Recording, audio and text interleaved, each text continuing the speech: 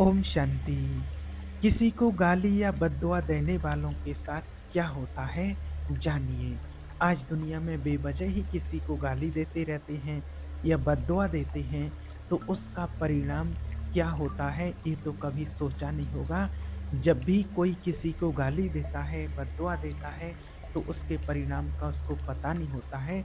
इसलिए कहा जाता है कि सबसे पहले तौलो फिर बोलो कि जो आप बोल रहे हैं उसका परिणाम भविष्य में क्या फल लेकर के आपके पास आएगा।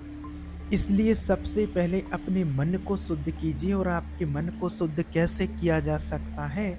आपके अंदर जो ईर्ष्या भरी पड़ी है किसी दूसरों के लिए, आप अपने पड़ोसी को देख कर के जलते तो नहीं हैं। आप खुद चेक कीजिए, खुद विचार कीजिए। आप जो व्यक्ति अपने पड़ोसियों को देख कर के, अपने रिश्तेदारों को देख कर के, अपनों को देख कर के जो ईर्ष्या रखते हैं, जो जलन रखते हैं, जो उनसे बहुत घृणा करते हैं, ऐसे लोगों का मन बहुत अशांत होता है, जो दूसरों की प्रॉपर्टी, दूसरों की तरक्की को देख कर के जलते हैं। उनका मन हमेशा अशांत होता है, उनका मन बहुत गंदा होता है। इसलिए उनको और ही फिर दुःख होता है, क्योंकि जो पड़ोसी है वो तो भई मेहनत करेगा, तरक्की करेंगे तो और आगे बढ़ते जाएँगे। तो अगर हमारा कोई पड़ोसी, रिश्तेदार तरक्की कर रहे हैं, आगे बढ़ रहे हैं तो हमें खुशियाँ मनानी चाहिए। हम दुखी होकर के क्या करेंगे? क्या हमारे दुखी होने से उसका कुछ होने वाला है? कहावत है ना कि कौआ के कोसने से क्या नहीं होता, गाय नहीं मरती है। कहावत है ना ए, कौआ जो होता है, कौआ कोसता रहता है, कोसता माना होता है बद्दुआ। वो बद्दुआ देता रहता है। कौआ कहता है कि गाय मर जाए, गाय मर जाएगी तो हमें इसका मांस हमें खाने को मिलेगा। कौआ रोज़ कहता है कि गाय मर जाए, गाय मर जाए, पर कौआ के कोसने से गाय नहीं मिलती है। उसी प्रकार आपकी बद्दुआओं से किसी का कुछ बिगड़ता नहीं है। आपके ईर्ष्या करने से किसी का कुछ बिगड़ता नहीं है। और बिगड़ेगा, अगर आप ईर्ष्या कर रहे हैं तो आपका ही बिगड़ेगा। आपके कर्म ऐसे बन रहे हैं, सामने वाले के कर्म अच्छे हैं, तो आप कितना भी उसका बुरा सोचते रहो, लेकिन उसका कुछ नहीं बिगड़ेगा। अगर उसके कर्म अच्छे नहीं होंगे, तभी उसका बिगड़ेगा। एक प्रैक्टिकल घटना आपके लिए बताते हैं, एक गाँव की है। एक गाँव में लोग रहते थे, एक व्यक्ति रहता था, वो बड़ा ईर्ष्यालु था, अपने पड़ोसी से बहुत ईर्ष्या करता था। होता क्या था कि जो ईर्ष्या करता था उसके पास गाय थी और उसके पड़ोसी के पास भैंस थी। अब नेचुरल है कि भैंस तो ज़्यादा दूध देती है गाय से, गाय कम दूध देती। अब जैसे ही उसका बेड़ा बगल में था पड़ोसी का, और जैसे ही वो सुबह-शाम दूध निकालने के लिए जाए तो ये व्यक्ति छत पर बैठ कर के उसको घूर-घूर करके देखे कि अरे भैंस ने तो दूध से बाल्टी भर दी। इतनी बड़ी बाल्टी है, 5-7 लीटर की, वो भर दी है। ये घूर-घूर के देखे, इसकी गाय का थोड़ा-सा दूध निकलता था, अब ये बहुत ईर्ष्या करे उससे। अब क्या हुआ, ये रोज़ मंदिर जाए, सुबह-सुबह नहा धो कर के रोज़ मंदिर जाए, हनुमान जी का मंदिर था बाजू में, मंदिर जाए और कहे, हे बजरंगबली, हे भगवान, हे प्रभु, आप अगर सत्य के साचे हो, आप में सत्य है, तो इसकी भैंस मर जाए, इसकी भैंस मर जाए। बस रोज़ उसका नित्य क्रम यही था कि वो जैसे ही सुबह पड़ोसी उठे, पड़ोसी अपनी भैंस का दूध निकालने जाए, ये छत पर जाए, ये छत से उसको घूर करके देखे अपने छत से, और उसका दूध देखे और इसको जलन हो, नहाए-धोए तुरंत मंदिर जाए और हे भगवान इसकी भैंस मर जाए, हे भगवान इसकी भैंस मर जाए, बस एक ही शब्द इसके होते थे। अब क्या हुआ, 7 दिन, 4, 5, 6 दिन ऐसे ही उसको करते-करते हो गए। अब एक दिन मंगलवार पड़ गया। जैसे ही मंगलवार पड़ा तो मंगलवार के दिन इस व्यक्ति ने जल्दी से नहाया और धोया और कहने लगा कि अगर आप सत्य के साँचे हो, अगर आप में सत्य है, तो फिर आज इसकी भैंस मर जानी चाहिए। बस ऐसे ही वो मंदिर में बोल कर के आया और लौट कर के जैसे ही अपने घर आता है, जैसे ही घर में आया और उसने क्या देखा कि उसकी गाय मर गई। उसकी खुद की जो गाय थी वो मर गई। अब इसको इतना गुस्सा आया तो उसने ना कुछ सोचा, ना समझा, ना कुछ नहीं, और फिर वैसे ही उल्टे पाँव लौट कर के मंदिर गया और दौड़ते-दौड़ते मंदिर में जाकर के कहने लगा कि हे भगवान, मैंने तो सुना था कि आप तो बहुत समझदार हैं, आप तो बहुत ज्ञानी हैं। अरे आप में तो इतनी सी भी अकल नहीं है कि गाय कौन-सी होती है और भैंस कौन-सी होती है। मैं बोल रहा था कि भैंस मर जाए और गाय मार के रख दी। तो ये होता है अपने ही कर्म का परिणाम कि जो जैसा करेगा उसको वैसे कर्म का फल उसको भोगना ही पड़ेगा। इसलिए हम किसी के प्रति नफ़रत ना रखें, ईर्ष्या ना रखें। हमारा पड़ोसी तरक्की कर रहा है, हम प्रसन्न रहें। जब हम हर हाल में प्रसन्न रहेंगे, खुश रहेंगे, तो भगवान हमें भी आगे बढ़ाएँगे। हम भी आगे बढ़ेंगे, अच्छे कर्म करेंगे, तरक्की करेंगे। भारत के लोग जितना समय दूसरों का पाँव पकड़ के खींचने में लगे रहते हैं, उतना ही समय अगर अपने पाँव को आगे बढ़ाने में लगाते, तो खुद बहुत आगे चले जाते। लेकिन विडंबना तो ये है कि वो अपने आप को सफल नहीं बनाते हैं और जो सफल लोग हैं दुनिया में, उनके पैर पकड़-पकड़ करके खींचते हैं। इसलिए तो कहा भी जाता है कि आज के समय में जितना लोग दूसरों अपने दुःख से दुखी नहीं हैं, जितना दूसरों के सुख से दुखी हैं, कि पड़ोसी इतना सुखी क्यों है, रिश्तेदार इतना सुखी क्यों हैं, उनके सुख के कारण ज़्यादा दुखी हैं। अब होगा इससे क्या? क्या आप सफल हो पाएँगे? आजकल हमारे देश में कोई सफल व्यक्ति है, कुछ लोग ऐसे होते हैं कि उनकी तारीफ़ भी नहीं करते हैं कि इतने आगे बढ़ गए, तरक्की कर गए। उनको लगता है कि हम इनके लिए अच्छा बोलेंगे। कोई अपना रिश्तेदार आगे बढ़ गया है, तरक्की कर गया है, पड़ोसी तरक्की कर गया है, तो उसकी तारीफ़ नहीं करेंगे, उससे सीखेंगे नहीं कि उससे सलाह नहीं लेंगे कि आपने अपने जीवन को कैसे आगे बढ़ाया, कैसे किया, क्या किया है। ये कुछ भी उस अपने लिए विचार नहीं रखेंगे, ना करेंगे। तरक्की कर गया, बहुत अच्छा हो गया, ऐसा कुछ भी विचार नहीं करेंगे। लेकिन कुछ लोग जलन के कारण उसकी तारीफ़ भी नहीं करते हैं, उनके मुँह से दुआएँ निकलती ही नहीं हैं।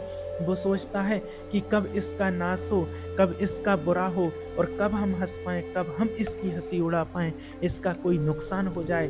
कुछ लोगों को बड़ी मज़ा आता है, बड़ी खुशी होती है किसी के घर में कोई नुकसान हो जाए, किसी के घर में आग लग जाए, तो लोग बड़ी बड़ी खुशी मनाते, अच्छा जल गया, ठीक हुआ इसके साथ, ऐसा ही। ऐसे लोगों का घर पहले जलता है, इस बात का आप हमेशा ध्यान रखना। इसलिए हमें सपने में भी कभी किसी का बुरा नहीं सोचना चाहिए। हम अपने आप को सफल बनाएँ, इसके लिए हम स्वतंत्र हैं और जो दूसरे लोग सफल हुए हैं मेहनत करके, हम उन्हें देख कर के घृणा क्यों करें? जलें क्यों हम? क्या होगा तुम्हारे जलने से? क्या होगा आपकी ईर्ष्या करने से? इसलिए अपना मन ना बिगाड़ो, अपनी बुद्धि ना बिगाड़ो। यही है मन की अशांति, यही है मन की उथल-पुथल, इसी को आपको शांत करना है।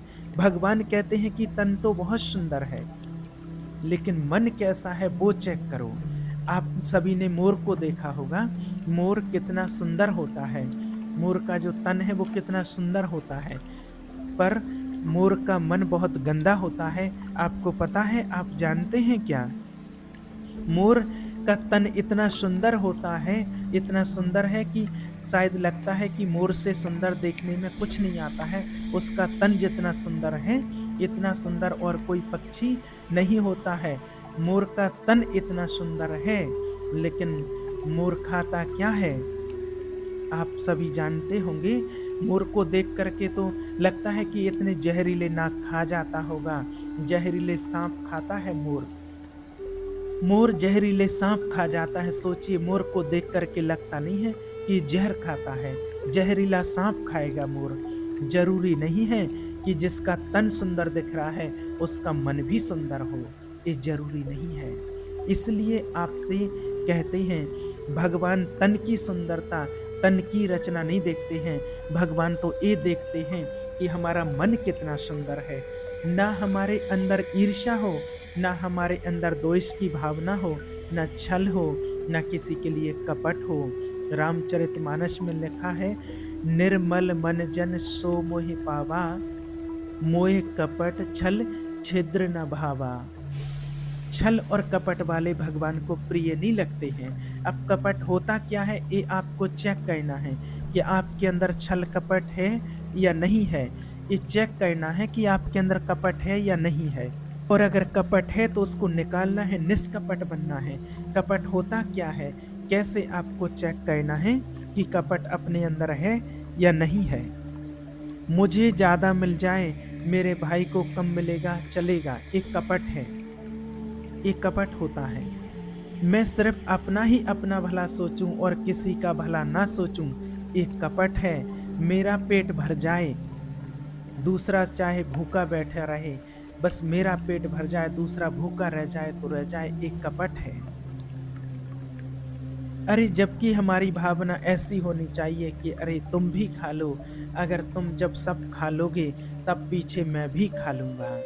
तुम सब ले जाओ, तुम सब ले जाओ, जो बचेगा वो मैं पीछे से ले लूँगा। हम औरों को आगे करें, पहले औरों को दें, यही निष्कपटता है। निष्कपट बन कर के रहना, और जब आप ऐसा करोगे तो आपकी झोली हमेशा भरपूर रहेगी, आपको कभी किसी चीज़ की कमी नहीं होगी। इसलिए भगवान कहते हैं कि कपटी व्यक्ति को हम बिल्कुल नहीं देखना चाहते हैं, कपटी कोई भी हो। इसलिए मन को हमेशा सजाना, मन सुंदर करना।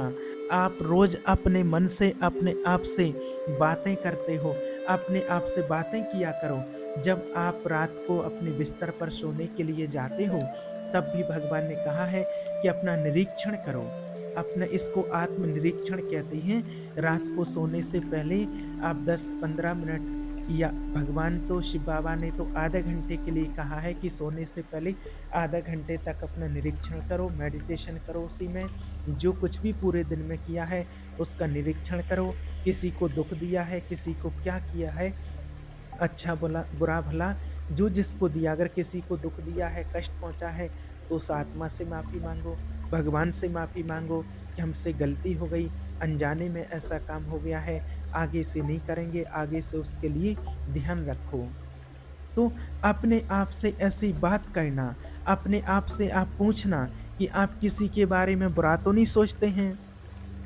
आपने आज पूरे दिन में किसी के लिए बुरा तो नहीं सोचा है? आप जलते तो नहीं हैं किसी से? आपके अंदर जेलसी तो नहीं है? आप किसी से नफ़रत तो नहीं करते हैं? आप किसी से घृणा तो नहीं करते हैं? हम किसी से घृणा तो नहीं करते? अपना मुआयना करना, अपने आप को देखना, इसको कहते हैं आत्मनिरीक्षण। अपना स्वयं का निरीक्षण करना, अपने आप को देखना कि हम कितने गहरे पानी में हैं। रोज़ इस बात का चिंतन करना, और अगर कोई गलती हो जाती है तो उसको स्वीकार करना, और आगे से कोई गलती ना हो ऐसा कोई काम नहीं करना। और जब तक आप अपना आत्मनिरीक्षण नहीं करेंगे, अपनी चेकिंग नहीं करेंगे, तब तक आप अपने जीवन में आगे नहीं बढ़ पाएँगे। क्योंकि जब तक चेकिंग नहीं करेंगे तब तक तो आपको यही लगेगा कि जो मैं कर रहा हूँ सो वो ही सत्य है, वो ही सही है, बाकी और सब बेकार है, जब तक आपको यही लगता है। लेकिन जब आप स्वयं अपने आप को चेक करोगे, देखोगे कि हमारे अंदर क्या कमियां हैं, तब आपको पता चलेगा। इसलिए कहते हैं कि भगवान को देखना कोई बड़ी बात नहीं है, भगवान से मिलना बड़ी बात नहीं है, लेकिन उसकी विधि आनी चाहिए। हमारा मन साफ होना चाहिए, भगवान तो दिख ही जाएँगे। इसलिए देखो, अगर आपको पानी में अपना प्रतिबिंब देखना है, तो गंदे पानी में आपका प्रतिबिंब नज़र आएगा क्या उसमें? नहीं आएगा। यदि आपको अपना चित्र देखना हो, तो उसके लिए पानी कैसा होना चाहिए? साफ पानी होना चाहिए, एकदम शुद्ध पानी होना चाहिए। अरे! गंदे पानी में तो आपका चित्र भी नहीं दिखता है, तो अगर आपका मन गंदा होगा, तो उस गंदे मन में भगवान का चित्र कैसे दिखेगा? भगवान का चिंतन कैसे होगा? इसलिए अगर भगवान को देखना है, तो अपने मन को शुद्ध करना होगा, मन को निर्मल करना होगा। निर्मल मन जन सो मोहि पावा, मैं उसी को मिलूँगा जिसका मन निर्मल होगा, सहज होगा, सरल होगा, उसी को मैं मिलूँगा। जिसके अंदर छल और कपट होगा, उसको मैं कभी नहीं मिलूँगा। ये भगवान वाच्य हैं। इसलिए कहते हैं कि हमेशा अपने मन की चेकिंग करो, अपने अंदर अपने आप की चेकिंग करो, और कभी किसी से कोई द्वेष, ईर्ष्या की भावना ना रखो। क्योंकि जो हम सोच रहे हैं, जो हम कर रहे हैं, जो हम बो रहे हैं, जो हम दूसरों को दे रहे हैं, वो एक ना एक दिन लौट करके हमारे ही पास आना है। इसलिए ना तो किसी से ईर्ष्या रखो, ना किसी को बददुआ दो, ना किसी को कोसो, ना किसी के लिए गाली दो, ना किसी के लिए अशब्द निकालो। ये हमारे कर्मों की खेती होती है, जो लौट कर के आज नहीं तो कल हमारे ही पास आती है और इससे कभी भी जीवन में ना तो आज तक कोई बचा है और ना आगे कोई बच पाएगा। इसलिए भगवान का चिंतन करते हुए अपने मन को एकदम निर्मल बनाइए। ओम शांति।